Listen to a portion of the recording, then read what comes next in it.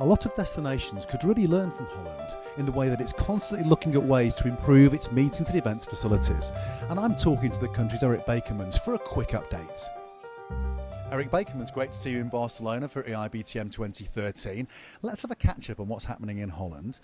First of all, I believe there's a rather sizable summit coming your way. Yes, indeed. It's the Nuclear Summit, which is one of the largest political conferences we've ever had in Holland. And we're very much looking forward because it's going to put Holland and The Hague into the world center of, for that matter, in March. Have you got any idea of the kind of numbers you're going to be getting to that particular event? Well, the leadership itself is quite small, but the press and all the additional staffing which comes with it is really of a remarkable size. So, and of course the topic is really, really important. Also, Eric, I believe there's some interesting developments happening within Rotterdam.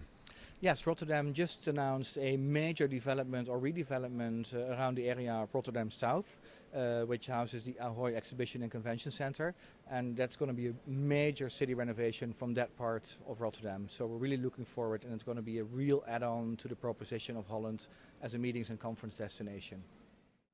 And moving on to Amsterdam now, apparently the RAI is over sort of coming up with some really interesting development that's going to transform the roof.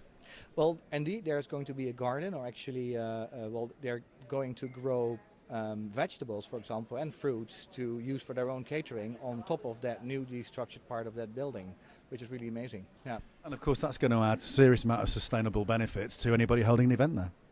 Well, I guess that Amsterdam RAI is one of those sustainable buildings in Europe, at least for Holland, for that matter, who are really working on their sustainable development.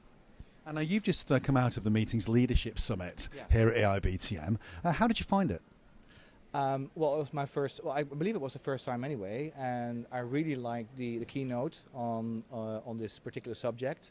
And I found myself again to the fact that people think in images, and that there's so much information which is lost during that transformation. So it was really a good learning, an educational, from an educational point of view, really useful for me.